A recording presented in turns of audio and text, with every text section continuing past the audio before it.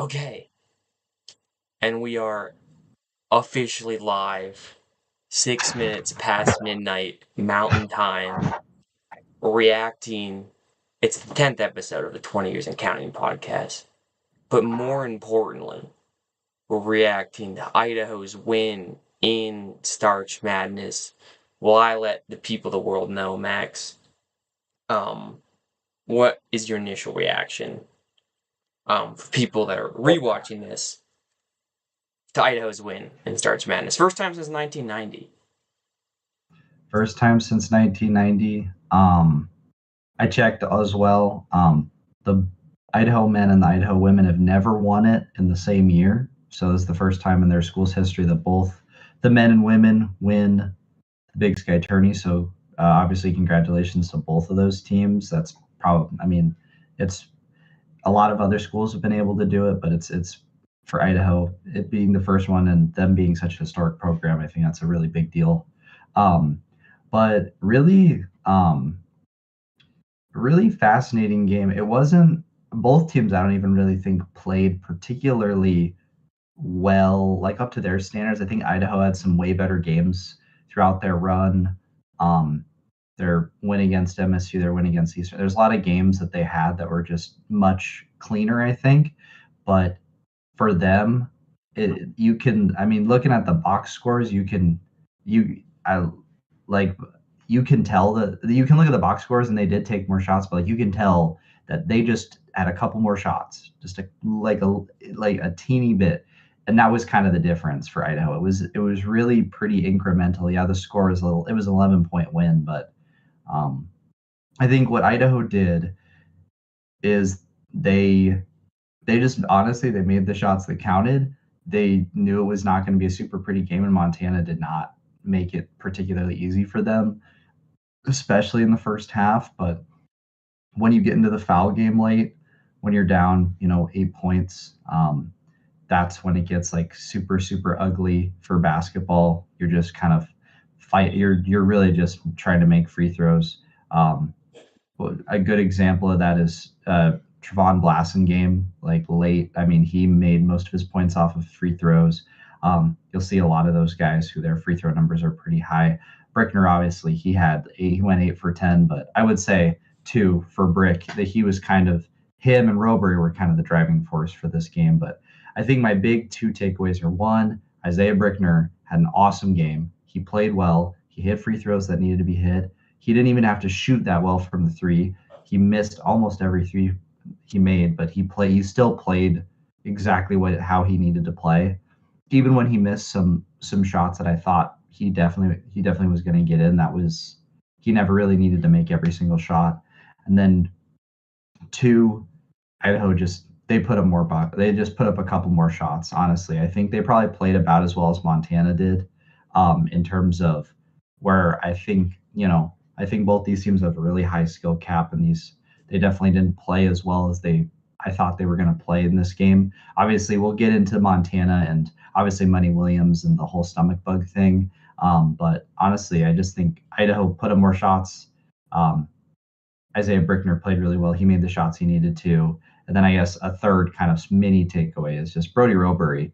I mean, the 2 threes that he hit, I mean, that's all he needed to do. He had made more shots, obviously, that counted, and he played well, even when he got into foul trouble. But I mean, he could have hit just those 2 threes, and I think they would have figured out a way to win regardless. So, um, honestly, not the prettiest win, but Idaho fully deserved it. I mean, the way they played down the stretch, they got the gap they needed, and then Montana was in just a terrible situation late where they had to play the foul game, and um, you just it wasn't pretty those last minute 40, but yeah, Idaho hit free throws. That's all they needed to do for the crunch time of that game, and they did that. So honestly, really well done in a game that was really ugly for both teams, honestly, at points. So Yeah, I mean, the first thing I kind of noticed from the jump was Idaho was gonna face guard Money Williams, which, I mean, other teams sort of try to do that. When he's kind of like at 100%, it's kind of hard to do that without fouling him. And that's kind of a big part of his game is like getting to the free throw line and getting and ones. And tonight, blasting game was mainly kind of like at one point it was kind of the Kawhi Leonard thing, like when he was guarding LeBron in the finals back in the day, like when money would come in, blasting game would come in, and vice versa when they would both sub out. Yeah. But like you said, sort of interesting. Money Williams obviously was not at 100%. According to the announcers, obviously we weren't there. Um, and he shot 6 free throws, which is honestly kind of a low number for him. uh, but yeah, that was the first thing I noticed was they're gonna face guard him, and it was a really slow game. Idaho went up. We saw them show their ability. Maybe like we knew they're hot coming in, and kind of flex their muscles, and they were up 10. And then Montana got a bucket, and then a steal, and Brooklyn Hicks went up for a layup, and Biko Johnson straight up tackled him. And I thought that was kind of a crazy thing to do when like your team has the momentum to just get a clear flagrant, and I think he couldn't knew that kind of his swing, and Mhm. that helped Montana keep it a close game. Um, but then, like right then, they were like, "Oh, it's a close game again." All of a sudden, the announcer was like, "Yeah, Money Williams has the stomach bug," which is just kind of this crazy thing to drop. He didn't participate and shoot around. Um, I'd heard that I guess it was going around Boise, like he wasn't the only player or person involved in this tournament who had it. So that's kind of an Mhm. interesting thing. So obviously, and there could have been guys on Idaho's roster who also did. You never know. Um, Mhm. and obviously Colton Mitchell, I came back from a foot injury. Like you can't make excuses for that. That was kind of a crazy thing, a wrench to kind of throw in there in the middle of it. And then in the second half, it kind of just at one point. I mean, Brickner had that huge dunk in the beginning, and like you said, he played so well, and I was kind of like, I just don't. They should just run the offense through him, and they didn't quite like fully, but he kind of took over, right? And he had such a great Mhm. tournament. And then Brody Roberry, of course, had his legacy game. So, yeah, I mean, Yeah. pretty pretty crazy stuff from the Idaho Vandals. And a really back and forth. And shout out Coach Fribble, he had his guys ready to go. They released a hype video before the game. That was about just playing like your best 40 minutes. So that was Mhm. pretty crazy. Pretty I guess good Yeah. for them. Yeah. Yeah. No, yeah, that was I the Money Williams with the stomach bug thing was fascinating to me too, but I think it highlighted kind of like a pretty massive problem with Montana that they had faced all year, which was the depth of the team. Tejan obviously stepped up, and shout out to Tejan who hit 1,000 points um in his college career, which is a really cool mark for any player to hit, and especially at the D1 level to do it is pretty unbelievable. And also, Money Williams, he broke the tournament single single tournament scoring record with I think he ended with 90 points, which obviously surpassed former Montana Grizzly and the late Anthony Johnson, Johnson, who who is, I mean, if you're a Grizz fan, you know who Anthony Johnson is. The stuff that he did was pretty impressive, and to see Money pass that is pretty cool, even in a loss. But yeah, I mean, again, the depth is, it was just there's, especially when Money has, I mean, clearly has the health thing. He goes what 1 for 6 from three. Um, his his shooting from the field is down. I mean, he had like a couple like one or two like late layups like as they were really trying to close the gap that were kind of inconsequential too. So when we're thinking of points that actually like that mattered outside of crunch time, I mean, he just didn't play his best game, and obviously I think the health was probably the number one thing for that. But Tejan stepped up. It was a great game for him, honestly. Probably would have liked to see him rebound a little bit better, but it was really tough to you know get in those positions, especially when you're trying to be maybe the primary scorer. Honestly, with Money being pretty staggered by this illness. So Tejan stepped up, but it really was him and nobody else. I mean, you look at a lot of guys who you look at a lot of guys and how they played, and Hicks didn't shoot particularly well. Thompson, I mean, he had one free throw and one made field goal. Um, Awino had one shot and some free throws. So it was just I definitely think the depth really kind of it showed itself tonight where when money isn't on, Tajon usually is going to show up, but it's really a matter of how is the rest of the team going to roll. And um, we've seen guys step up. We've seen a lot of games where like a Tyler Thompson will come in and really do stuff. But yeah, it was just kind of a honestly probably a pretty disappointing game for anyone who wasn't Tajon Sawyer, to be honest with you. Money got the record, but I mean, when you're sick and you're battling and you've had such a great tournament, you're probably pretty frustrated about the situation going in there if you're him. And obviously, not really his fault there, but I mean, you know, he's a junior. You don't know if he's coming back next year. If that's the last game of Money Williams at Montana, I mean, that really sucks for him.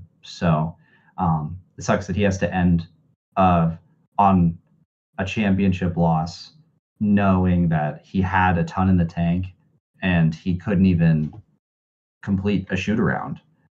So yeah, no, just a probably pretty frustrating game for Montana. They had a great tournament. Doesn't discount how well they beat two teams that probably not a lot of people thought they were going to beat. So that was yeah, not a disappointing tournament, but probably a pretty frustrating end to the season, knowing what they had going in. But yeah, And I think we could check out some bracketology stuff with what I yeah, saw earlier today, and then we could also look back at some of the other games in the tournament and say what we think about maybe some of the futures or some of the teams and some of the other coaches in there. yeah. Since people hopefully people will rewatch this stream. It's kind of meant to be not just an only live thing. Hopefully a podcast episode too, but um, Hmm. if you are someone who's viewed this or viewing this, feel free to if someone drop something in the chat. We'll answer that faster than we'll talk about um, Hmm. any teams or players or the future teams. Um, where did I put my oh yeah, so in bracketology, well, Ken Palm coming into this game, Idaho, though a lower seed, was higher ahead of Montana, 152 to 181.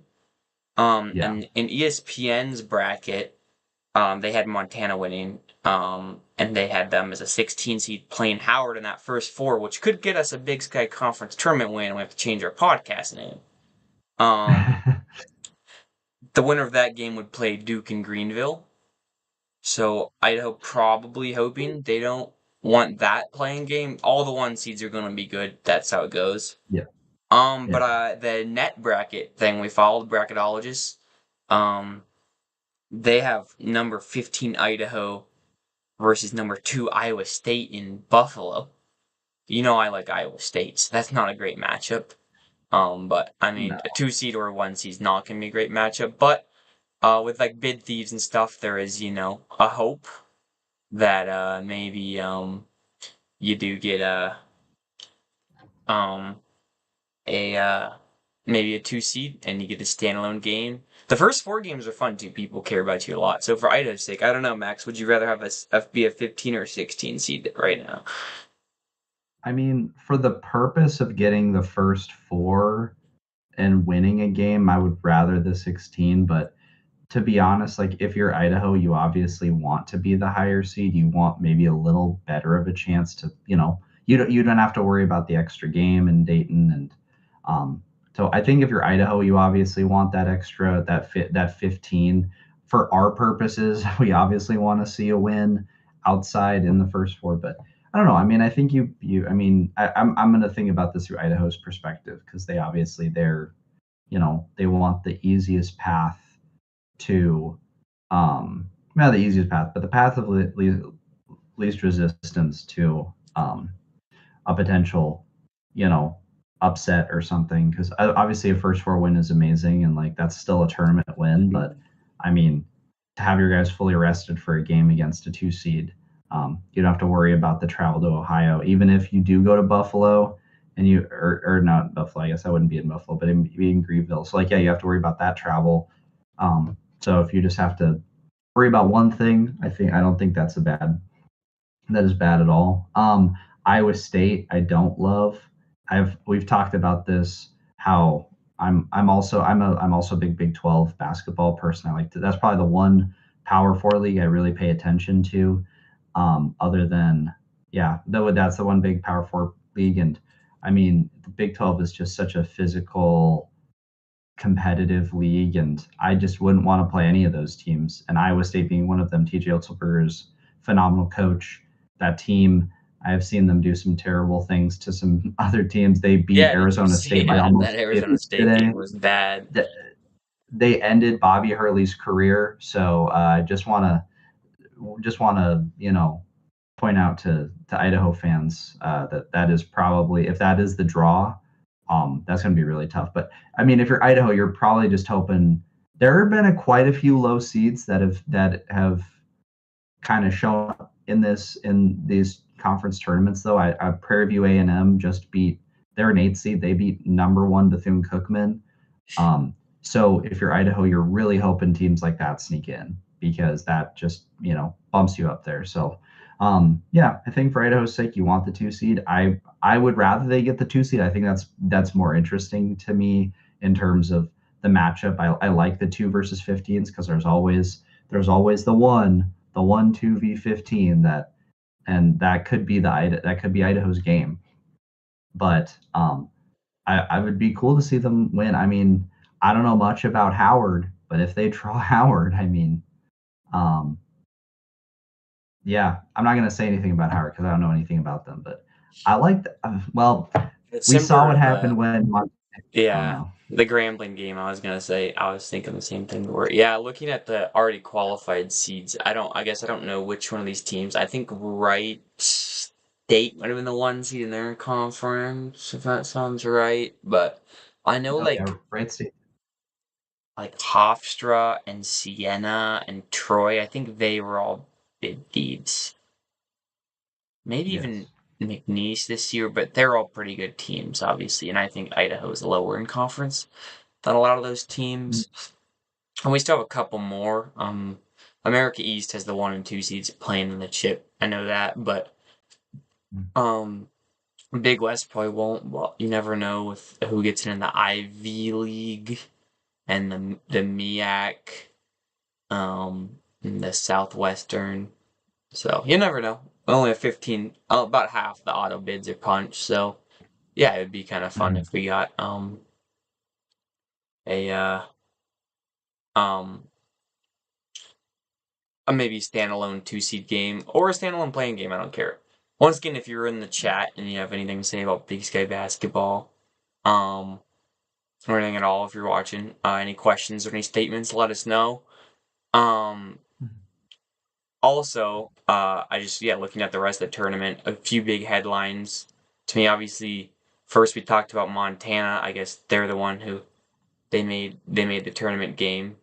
Um, you know, so I guess what do you see the future of them? I mean we kind of already did, but I just gotta shout out our guy Travis DeKeer. He's a great coach.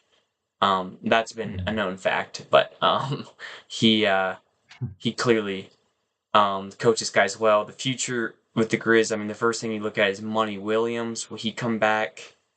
He did last year. So that's interesting. He'll probably get a pretty big NIL check if he goes somewhere else, as will a lot of guys in this conference that you look around at. So we'll see. But he could be the guy at Montana and just broke that big record. The rest of the team, like Tyler Thompson, he's a pretty talented guy you'd want back. Obviously, Guino, another really talented young guy you'd want to be able to return on this team. At Sawyer's done for sure. I know that. Um, Kepley's done too, or Kep. I think they're actually a pretty young team. Sawyer's really their only senior, isn't he? It's him and Trey Taylor. I think are their only 2 seniors. Oh yeah, and Trey Taylor was fun to watch. Yeah, so I'd say with the Yeah. Grizz, it's first things first. Coach, I don't think Trav is going anywhere. Don't need to worry about that. He's chasing the Big Sky wins. I think he's maybe even a game away now. I think that could have put him through. And they lost Sawyer Yeah. and Taylor were two big guys, so they'll probably want to bring a big guy or two in through the portal. But I'd say they're Yeah. pretty obviously you never know with the portal, but I like their situation going to next year, and I wouldn't be shocked if they're a number 1 or a number 2 seed preseason poll. Yeah, no, I would agree. I think the interesting thing for me will be will the two guys that we didn't get to see play that were probably I was most interested in watching were Caden Betts and Courtney Anderson Jr. Betts was the Minnesota transfer. Anderson Jr. was the Colorado transfer. They both have eligibility still, if they stick around and if they're healthy. That is kind of for me maybe the big thing because they look. I like those grabs. I think they're really good out of the portal. It is really tough to see if they'll stick around, especially like this era of college basketball is just so tough to predict. So he'll get, I guess, like 2 years, and I think Courtney Anderson Jr. is like a redshirt. Yeah, he's a redshirt sophomore, so he'll get a couple more. So you kind of just hope those guys stick around. Money, obviously, yeah, he's even if he doesn't take the NIL check. I mean, like he he could declare for the NBA draft. I mean, I don't actually think that's a crazy thing for him to do, knowing that what the kind of player that he is. He totally has the ceiling where he could consider it. So I think he has the opportunity, and I think he has a lot. He still has a lot of development left in him, like the turnover stuff. He needs to figure out. He has the scoring prowess. Maybe want to see a little bit more from him defensively, but honestly, I think just from a strictly from an offensive standpoint, I mean, he's got basically every box checked off except for he needs to be better about handling the ball. And I mean, I'd love to see him come back. I mean, he would be, he would be a true like Big Sky legend if he came back and was fully healthy next year. Like I don't I Montana's not going to have the money to bring him back over a lot of other schools, but you you see what he did last year where he came back. Um, if you're Travis, you know the kind of culture you've built, and you kind of hope that keeps him around. And I mean, if it's enough to develop him even more, he's gotten better every year. He's gotten more consistent. And check if he can check that turnover box off. Honestly, I mean, like if you're an NBA team, I mean, that's I feel like you look at money as a really impressive offensive option. Um, he's done it against big teams too. I mean, we saw his game against Texas A&M. We've not even talked about like how some of these top players have performed against Power Four schools. His game against Texas A&M, where they almost came back and beat them, that was Money Williams. I was in Hawaii, coming off of an engagement, sitting down, watching this game, and that was I mean, other than getting engaged, that was the second most exciting thing I had watched there. It was that I had experienced that whole trip was watching him almost beat the Aggies on the road. So I hope he comes back for the sake of the Big Sky Conference. He would be a Montana legend. He's already a Montana legend, but he would cement himself maybe as the greatest Montana player of all time next year if he plays and he sticks it out. So yeah. Yeah, and he did go through that pre-draft process a little bit last year, and all he decided to come back. I Yeah. didn't think of that. So yeah, that's Yeah. that's the big question when you look at the Montana Grizz is Money Williams gonna come back? Mhm. Another team to talk about is I think Portland State. They Yeah. also maybe some unsmooth streaming going on the YouTube. Hopefully it's working out pretty well for streaming. Can't win them all, guys. There's a big storm going through Missoula. Um, but Portland State is a big one. So I think Minot, Henderson, and Miller Jr. all graduated, if I'm not mistaken. Those are three They're really good guys. Um, they're like their roster. If they not just Minot Henderson and Miller, but also Isaiah Williams who played a lot for them, um, Bryson Long who played a lot for them. Like that, like half their roster is seniors basically. yeah, well, so we can. The big thing though I look at though is their coach. Coach Coburn. He has been really good the last 2 years, especially in the regular season. But I say that Mhm. because I think it's possible that maybe if you're an AD somewhere, you're looking, you're like, oh, this guy's really good and he's a culture builder, but he can't get it done in the tournament, which he hasn't done a great job of. Um, so he could Mhm. probably get a job somewhere, but it wouldn't be like an ideal place. So, Yeah. and I think maybe in our next episode to kind of conclude the year and get ready, or maybe 2 episodes after March Madness, first week, we could do Mhm. an episode where we conclude everything in the year and talk about some transfers and coaches who've left. Not always a good idea to leave. Ask David Riley how that's been going. Shante Lagan's I- another guy at Portland. He had a huge win this year over Gonzaga, but they've really struggled in the WCC. Um, I think the coach, or I guess maybe I get it mixed up. I think Northern Colorado's coach left for Wyoming. They haven't been great, or maybe it's the other way around. But yeah, it's no, like it was yeah, it was I know the someone guy moved somewhere. the coach for Wyoming is the former Green Bay head coach Oh, who okay, got replaced. He didn't get to replace. He left Green Bay for Wyoming, and then Doug Gottlieb took okay. over. So maybe Steve Smiley used to be a Wyoming guy. But yeah, so anyway, it doesn't always work out too well. So the big thing for me with Portland State is it's one thing to be lose a bunch of your guys who, Hmm. maybe they can get some really good guys at the portal because all those guys they have this year were portal guys. And you kind of have to win the biggest guy. And if those guys had the eligibility, I wouldn't be shocked if a couple of them transferred. They're really talented players. But more importantly, I do wonder if their coach Coburn's going to stay around. He's pretty talented. Um, Hmm. and we look at Eastern, I think it's a little the opposite. They get guys back, some of their guys, and I don't think Coach Mazzin's going anywhere, unless he retires. But he is Yeah, in the opposite camp, where he's a guy who's been around for a while. yeah. No, I mean, yeah, I don't think Monson will go, and I do agree. Yeah, like the Colburn situation will be interesting. Um, Yeah, I'll be interested. I maybe not this year. I don't know. It's kind of tough with coaches. You never really know, but like I yeah. don't know. Like you look at it, even guys like Matt Logie too. Like obviously this was maybe a down year for them, but like what down year in the tournament? Sorry, not down year as a whole, but like down year in the tournament where they were coming in really hot at the 2 seed, and then obviously you lose I lose to ran into a Eastern, which really, really hot team.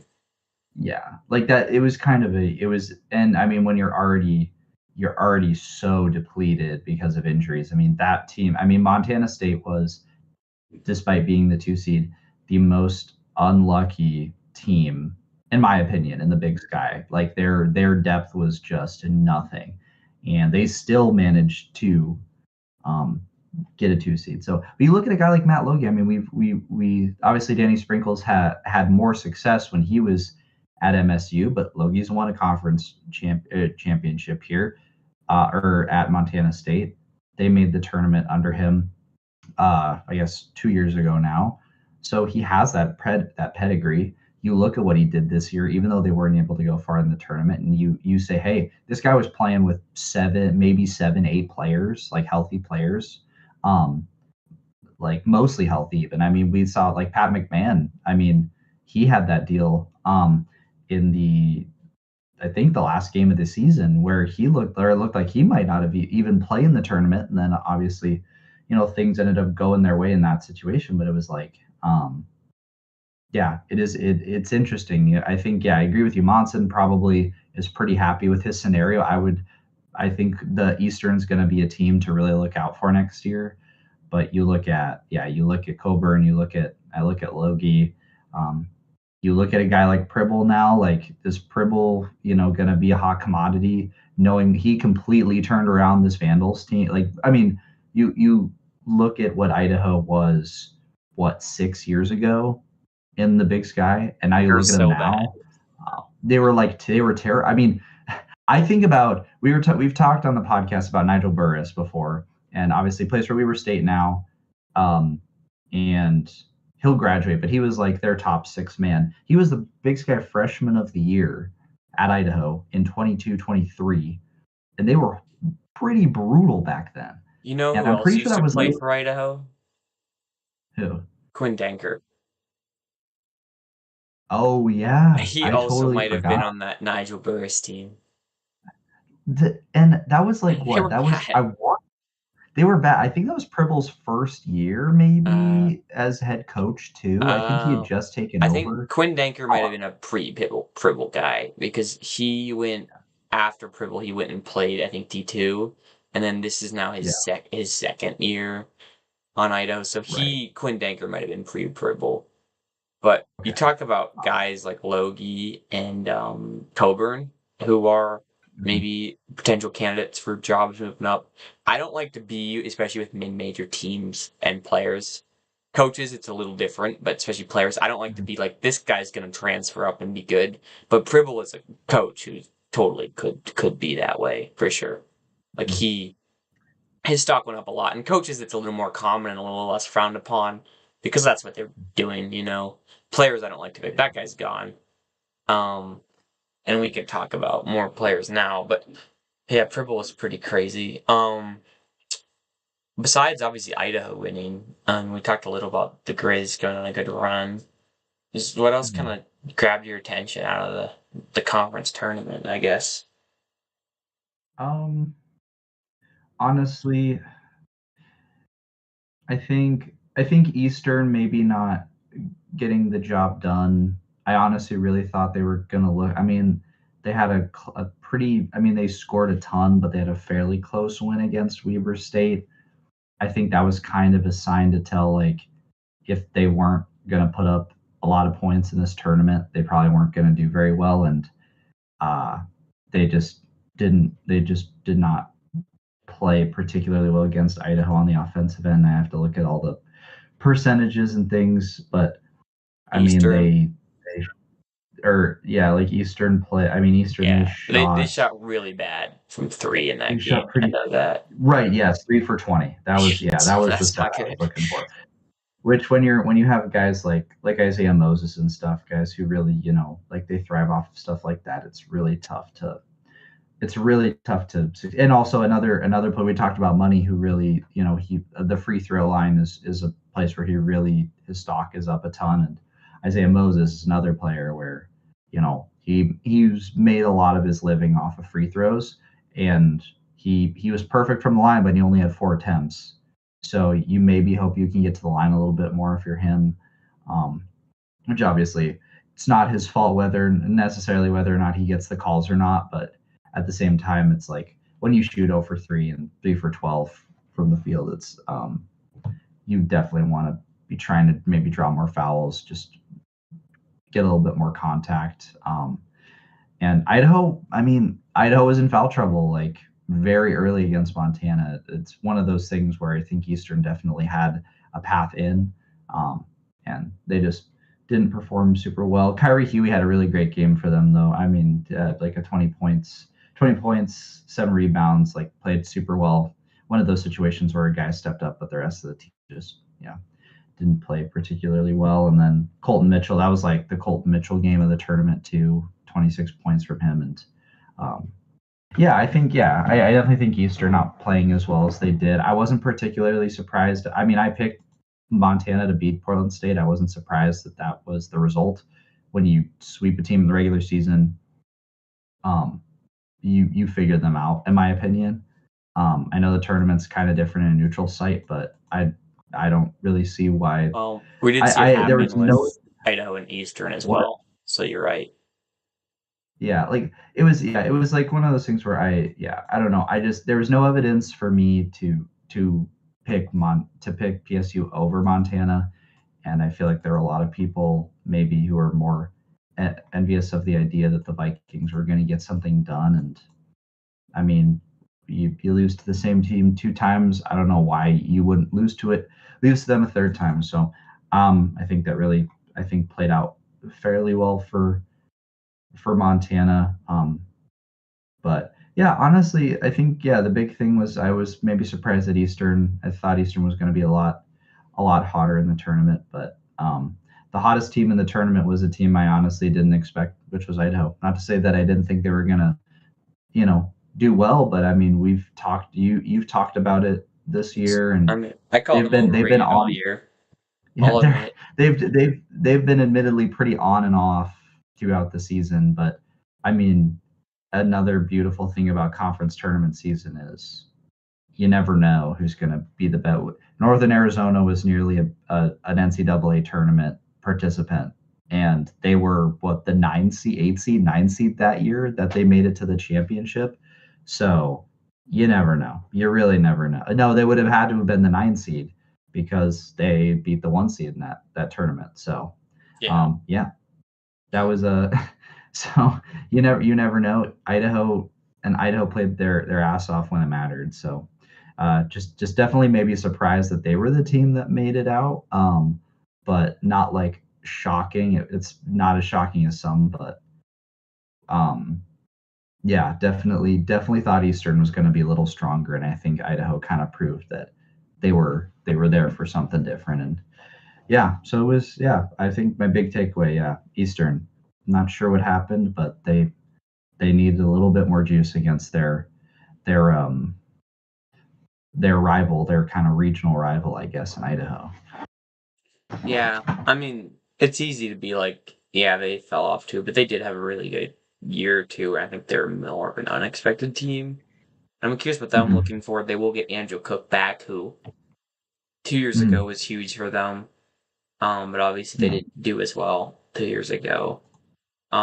It no, seemed they did graduate a lot of guys. They could graduate Moses. They graduated Radford. I think they graduated Anderson maybe too. And those are all. JoJo Anderson also was an Idaho Vandal at one point in his career. um, exactly, yeah, but also I looked it up. Denker did play. I think in Pribble's first year for Idaho. He started D2 and went up, and then transferred to Northern right, Colorado from Idaho. But they lost a lot of their they lost quite a few guys in Moses and Huey too. I right. think Hamilton maybe even that's a big senior class, but they bring back Cook and Monson and also obviously with my guy, associate head coach Ryan Lundgren, who got interviewed Mm, during the tournament, actually, which was fun to see. Um yeah, I've shown an ability to be able to recruit from those lower levels, like NAIA and Division II and whatnot. And there's a pretty good wealth of good NAI talent in the Pacific Northwest. Um, and Eastern has yeah, shown how to develop those guys. I mean, the current staff wasn't there for Cedric Coward, but that's a pretty good recruiting pitch to a guy like yeah. an NAI standout. So yeah, a team that also kind of uh I thought played pretty well was Idaho State, who had a objectively bad year in conference play. Mm, Um, yeah, But they beat an NAU team who, as we were talking about, they went on that run a couple years ago, and we both picked them to win their first round game over Idaho State, and they beat them yeah. pretty handily. Idaho State did, and I thought they played Portland State really well. Their Connor Hollenbeck had a really good game. Their first game. Mm, Um, Evan Otten's young, and if he sticks around, I think he's really talented. I hadn't watched a lot of him play. He's just tall and really good on defense, and I thought he got a really bad whistle in that game. Um, yeah, There is some real tomfoolery throughout the whole tournament. Honestly, no matter who you cheered for, there was some kind of crazy stuff that happened in a couple of the. I mean, this last game, the championship game even had some first half, second half different refing, and the fans there, Idaho fans are mad at the refs, and Montana fans are mad at the refs. That's when both fan bases are mad at the refs. That's usually when there's a problem. But that Idaho Portland game, I thought had some real questionable just I don't know. I thought Idaho was ready to play and make it fun. And they couldn't. Their guys couldn't stay out of foul trouble. So that was too bad. But their freshmen played pretty. Their younger guys played well, and they showed that they could be fun if Looney sticks around and some of those guys stay, and they can get some talent in there. And that leads me to the yeah, Northern Colorado Montana game. That's another team more like Eastern Northern Colorado that really Montana played really well this tournament, but another team that kind of really disappointed. Quinn Danker, senior year, Brock Wisney, senior year. Zach Blocks played more games than any Northern Colorado Bear ever. He was guarding Money Williams and he put 40 on his head. So, not ideal for Northern Colorado. Steve Smiley's a veteran coach. And that was another game that had one of the worst. I tweeted it. You can go look at it. One of the craziest technical fouls I've ever seen, where Zach Block seemingly just kind of like Money Williams is always involved in flailing limbs and stuff, but it was like like running into a guy's arm that was extended already who wasn't looking at you, and like getting a technical foul from it, which is just kind of crazy to me that works, but it worked. But yeah, Northern Colorado is kind of they certainly disappointed. They had to play a tough Montana team. I'm sure maybe if they got like Weber or someone, it would have went different. But who knows? Yeah, no, I mean, I agree. I think they were disappointed. I think a lot of people really thought Northern Colorado was going to handle Montana, and especially after obviously they got killed in the season-ending game in Greeley. That was just like, I mean, Yeah, close to start, just a complete blowout at the end, and no, they played. No, I mean Montana obviously outplayed well, but yeah, I just think Northern Colorado just didn't really play up to what they probably were supposed to play up to. And yeah, the one thing I just like a quick note because I wanted to see the discrepancy between free throws between Portland State and Idaho State. When you mentioned the fouls, because I also was like I was trying to remember what that looked like, but Idaho State had 28 attempts in that game, and Portland State had 48 attempts.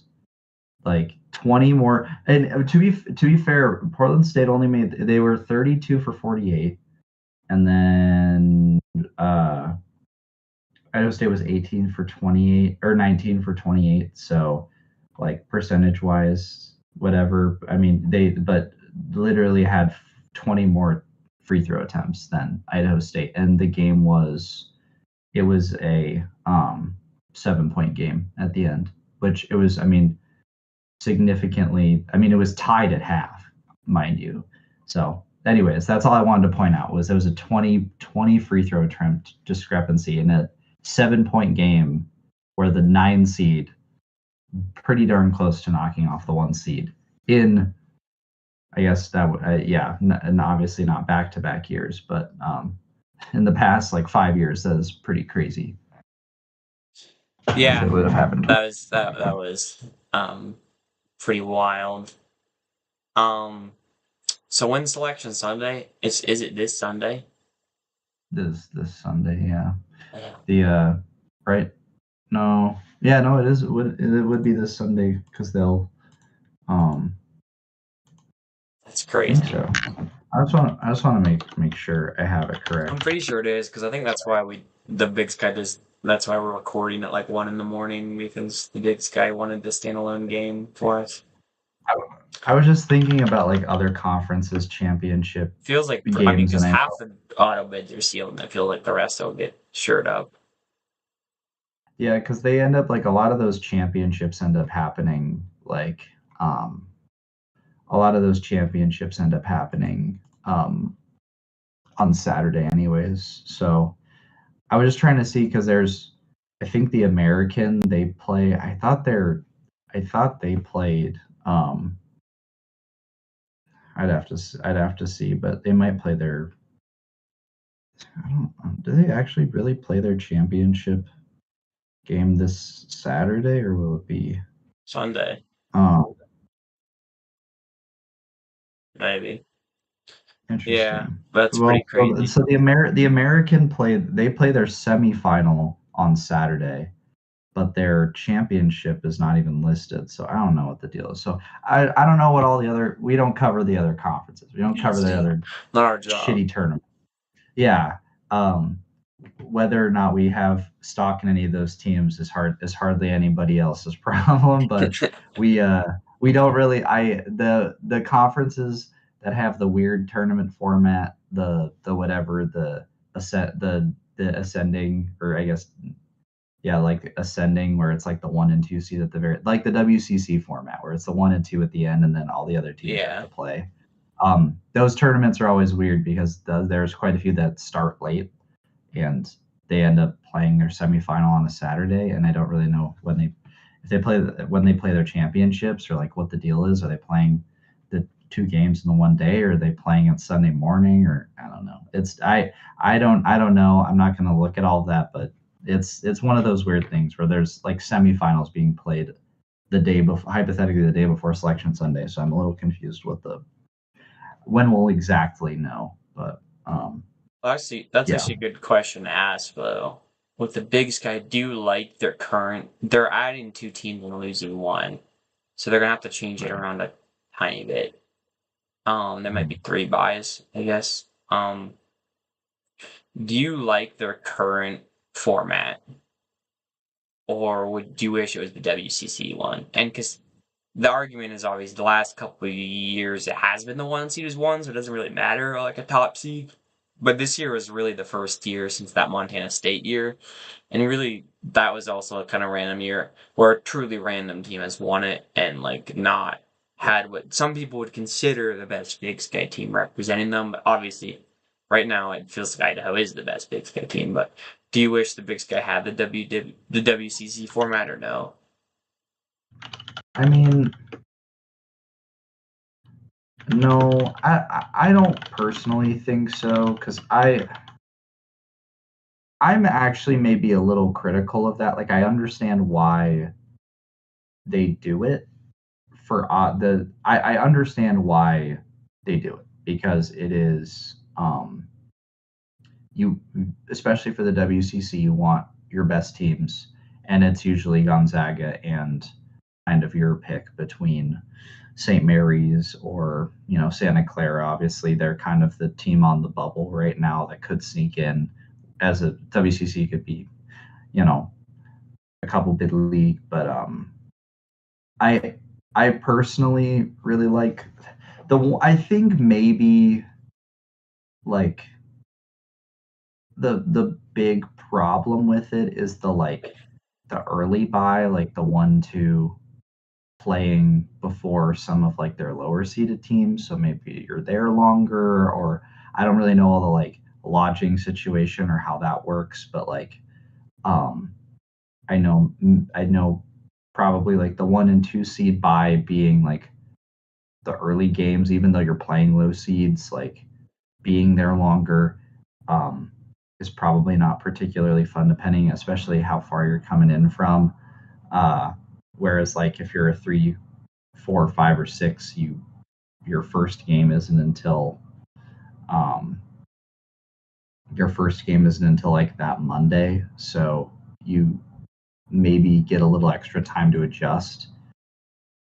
I think that's probably the big glaring problem with it, but I also don't really mind that. I honestly don't really care that much about it. I think it's a unique format. I think it's fun. I like that the low seed teams get a chance to kind of like, you know, put up a fight early on. And also, I think it's good for the early seeds because, if they end up losing, I mean, they're only there for the 2 days. They don't have to wait or whatever. It kind of feels like the most reasonable thing for them. And the the one seeds still get the day break in the middle, but I like it. I don't really love the like 1-2, especially in a conference like the Big Sky, where I feel like there's so much parity this year, especially so many teams were a game off of each other. It's like, who cares? Like the one seed, maybe not the one seed, I guess, but like the 2 seed through like the 6 seed, basically, like there's a lot of parity there between those teams. And if it's not the one seed winning it out, it's like you kind of get your that's kind of your pick between any of those teams that really is having a hot tournament. And Idaho, I guess they were the 7 seeds; they were just outside of that. But like that kind of plays into my point of you those teams actually have a reason to those teams actually have a reason to really compete and fight for it, because they're not just waiting to the inevitable. Oh, we're fighting this team who's had a ton of days of rest and whatever. Um, I think if you're the one seed, your reward is you play an easy you get in theory the easy first game, a break before you actually have to play the better competition. Um, and I think that's plenty fine. So I don't know. I like the tournament format. I think it's fun. It makes for good matchups. I feel like I'm the I don't like the opposite. I don't like it. I don't know like what my perfect one is. But I think there's probably better ones. I think maybe my big point is I don't like the WCC. I don't like the yeah, like I don't think that's that one is perfect either. too Yeah. many flaws with that. I do agree in scheduling and like that's why they went away from like neutral site because stuff like scheduling was a huge problem and like um 1 year Sac State scared everyone out of having to do a neutral site one at their house or a host site, sorry. Not neutral site, Yeah. they do neutral site now. Um Yes. but I don't know, I don't necessarily like you get the worst team and you get the day break. Like that's an advantage of the 1 and 2, but you're starting in the same round of the tournament, and that's the quarterfinals as the 6 seed, right? And I don't know if that's fair to the 1 seed. I don't know how you Yeah. do it, and it's sometimes an advantage if a team's already been playing in the tournament. I guess not in the WCC, so you're better. Yeah. I think I almost Yeah. wish that it was it's hard to have the top seed start in the quarterfinals and still have them play in, but so I don't know how Sure. because I don't like them starting in the semifinals either, and we don't quite have enough to do it. But like, I guess how like the Big 12 and stuff do it. I kind of like the way they do it, but obviously Yes. the Big Sky is 11 teams now, not however many the Big Yeah. 12 has these days. Um, so it's hard to do, but yeah, I don't know. I actually fully agree with you about the Big 12. I really like the Big 12 tournament format, but I agree it's one of those ones where it's like they have I literally pulling it up at 1, 2, 3, 4, 5, 6, 7, 8, 9, 10, 11, 12, 13, 14, 15. They have 16 teams in the Big 12. So like I feel like if you had like 12, if the Big Sky like had 12 teams, you could make it work. But I think with the odd man out, like, which I mean, to be fair, I feel like the Big Sky could probably find a 12th member. Obviously, it wouldn't matter this season, but they, I don't know what the cutoff is for that. But I can't imagine they're adding another member anytime soon. But like, I feel like I feel like 11. I mean, it was the problem when Southern Utah was there, you know, couple seasons ago is there was an odd team in, and then now they're back to the same problem, just they add a team and then they lose Sac State. So I don't know if they could find one more team, they could do the Big 12 format, and I actually think it would be really good because yeah, the 1 seed doesn't Maybe they get the Utah first two Valley days. is Utah Valley allowed? I mean, well, is I Utah Valley I think is go they're going I just know they're not in there. They're not allowed in theirs right now. They're yeah they're a little hot water in theirs right now. I thought maybe we could bring them over or something. yeah Wackley. I mean, listen, the, that's a okay. This yeah that would be. I mean, I would not mind that at all. I think that's great competition. Where oh, because they're going to the Big West. See, bad move. You could go to the Big Sky. You'd have two Utah teams that you are better than right now, and you can at least be above them in the Big Sky. And And honestly, a Utah third Valley, year like a regional rival against. yeah, exactly. And you and knowing you have Weber State too, that's just north of you. You have four teams, or sorry, three teams that are regional. There are four Utah teams. The Big Sky headquarters is in Utah. I mean, I think that feels obviously they're already announced to make that move, But but they don't have a I mean, football I team. think that's good. We want them to play football, Max. What did you say? Sorry. We Utah Valley doesn't have a football team. That's why they're not allowed in our Yo, conference. Yeah, that's right. we need them to play football. That's a good point. I forgot they don't have a football team. It's I think we have enough football teams already. Actually, I mean, yeah. I mean, well, so I can't remember. The Big Sky does require football membership to be a part of the. The conference? Seems Do you like it. know that? It seems Oh, no, I guess we'd have to look because at their conference no, bylaws, but I don't know. I don't know. I don't know. They could make an exception. Bring in Utah Valley. That'd actually be a good school. That's actually one of my that'd top be candidates of a good school. Maybe like the Colorado School of Mines, bring them up D1. That'd be another good idea. that'd be good. Those are always those like D2, like cusping D2 schools. Like it's always interesting to me, like how close they are to D1. Because I mean, we have schools like West Georgia where I feel like they kind of their goal was always that, but like you have schools like Colorado School of Mines where like I feel like they're not like searching for a D1 bid necessarily, but like they in terms of like popular like national recognition and stuff, like I mean, they're probably one of those D2 schools that you're like, oh yeah, that school that you see every once in a while. Like that's a school that I've heard about. So I don't know. I'd be interested to see what some of the D2 look like because I know Utah Tech obviously moved up like 2021, I think. So I feel like if you're the Big Sky, I mean, why not? I mean, We need to start if recruiting you're for the conference. We need to get some like good FCS schools. We're going to FBS, yeah, there are definitely some interesting candidates for like because like I think yeah for the Big Sky, I think you just need the one extra member, and I'm just trying to think of like some there I wonder how yeah the I'm just Colorado trying to School of Mines basketball team did, since of course we're a basketball podcast. See if maybe we could, maybe they're already, well like there I can good. tell you right now they're in the Rocky Mountain Athletic Conference, and you know what they did? They lost to your Black Hill State University All right, Yellow Jackets all up in the right. beautiful Black Hills of South Dakota, Spearfish, South Dakota.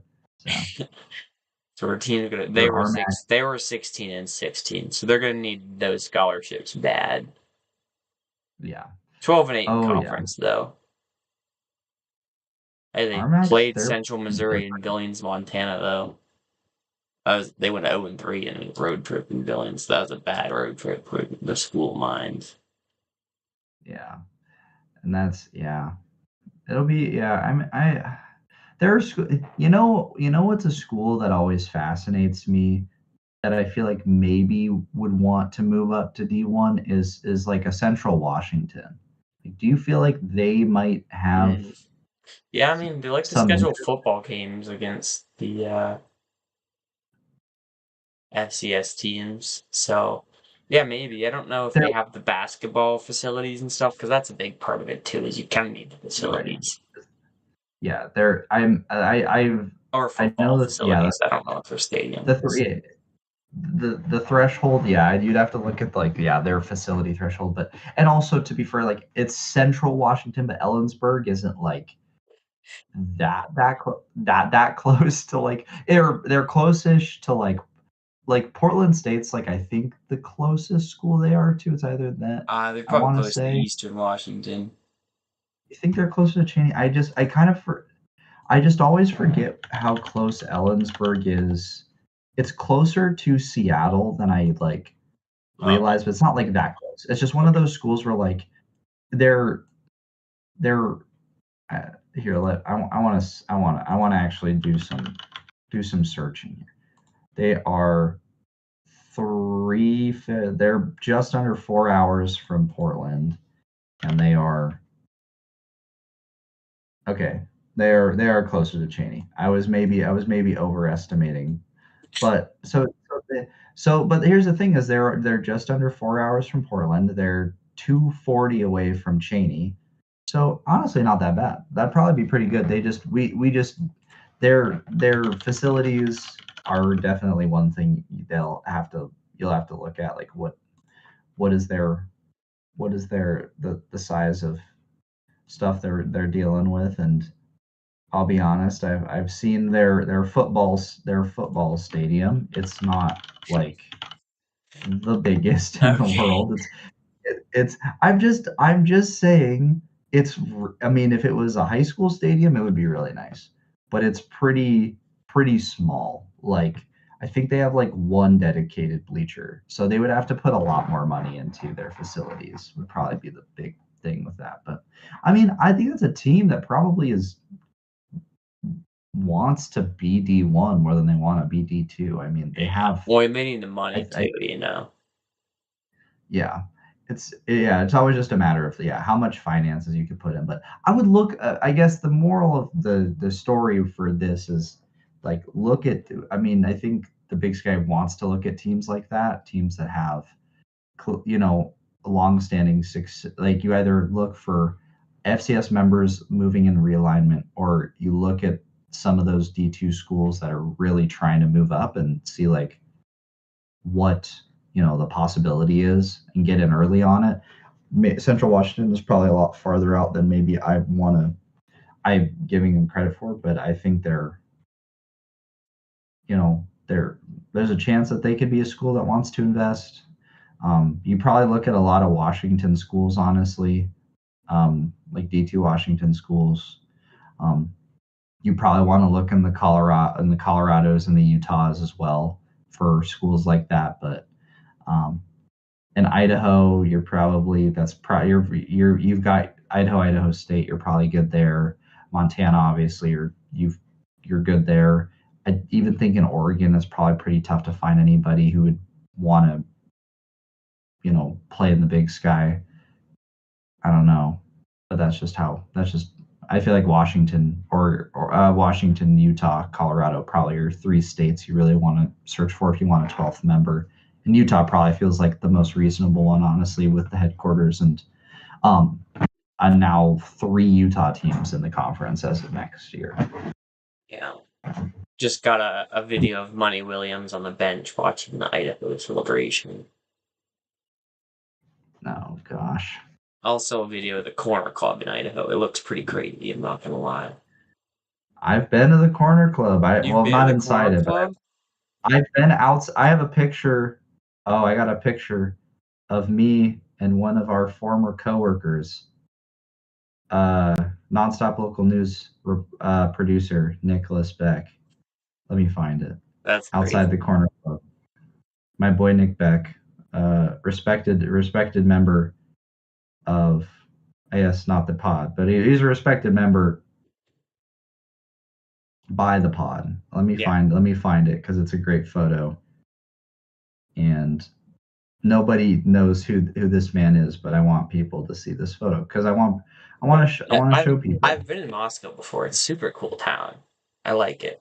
It's underrated. I I think think so people. too. Well, the thing, I don't know. We should do a top um we could do a top 10 Montana or Big Sky College towns rating based on vibe slash whether we've been to them.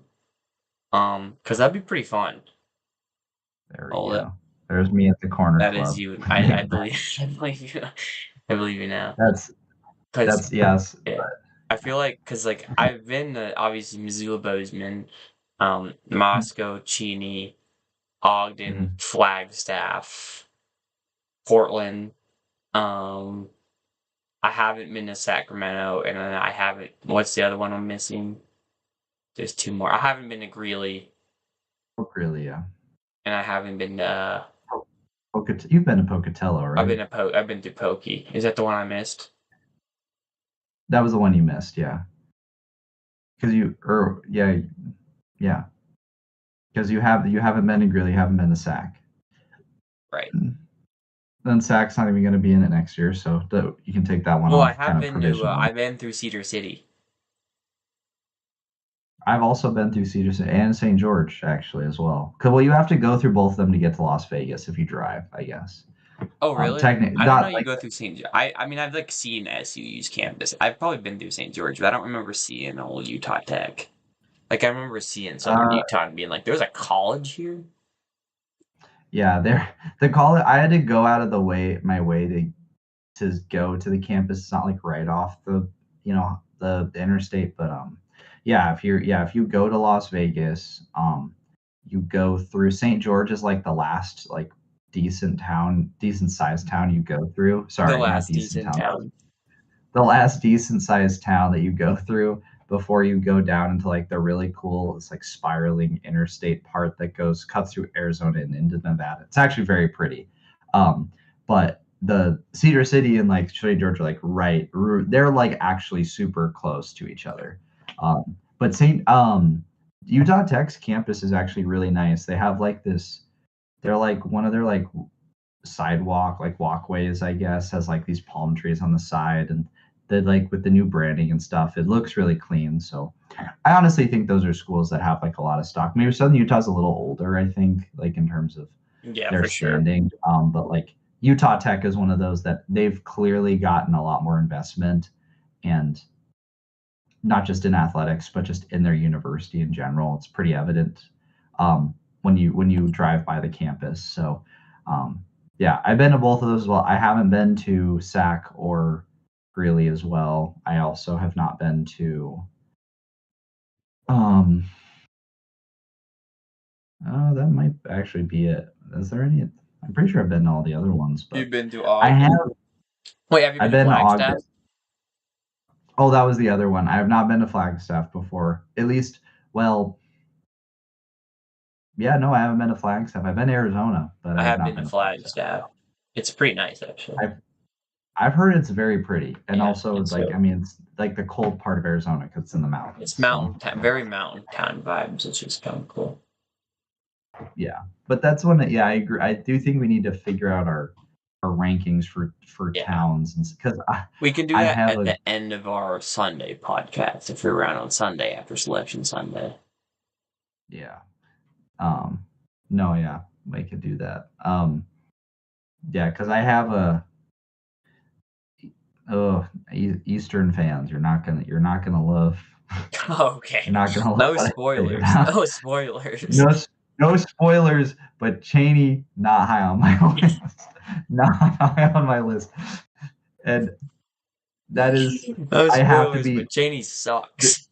this is coming from someone who has a lot of family who live in Eastern Washington, Yeah.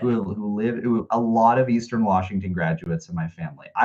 If I had to split my family by like graduates, it would be 1/4 Montana, 1/4 MSU, 1/4 Gonzaga, and 1/4 Eastern. That would probably be about the split for the college educated members of my family. I think living in Spokane and commuting there wouldn't be too bad. No, well, wait, commuting from Spokane to Cheney? Yeah.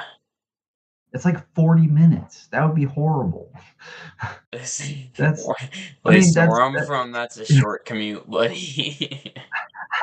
I mean, I drive like an hour to work, but I See? mean, I still don't, See? if I didn't have to do that, I would not do that. So, Alright. so anyways, I won't spoil how I feel about That Cheney, but well, we should probably wrap this up and go to bed. I gotta work in the morning. We can come with much yeah, more important talks about whether we think Idaho's gonna win once they're seeded. But do you have anything yes. to say besides congrats to Idaho Vandals? No, I mean, yeah, congrats to those guys. I feel like I maybe like talked down the game, but I thought it was an interesting game. I thought even It's with very defensive. lower points, like yeah, it was yeah, like but I think that was fun. I think Idaho honestly they played a lot of different types of basketball this tournament, and they executed all of them. These different play styles, these different things that they were doing, they did it all very well. They scored when they needed to score, and then they played a defensive game. I don't think they've really maybe played as well all season. They played it like pretty darn well, about as well as they have all year in the tournament. So congrats to Idaho, the Idaho men. Obviously, congrats to the Idaho women as well for V's up, IDAHO, Idaho, Idaho, go go go. So good for them. All right. Right there, that ended our stream. We had 72 viewers. Let's go. That's amazing.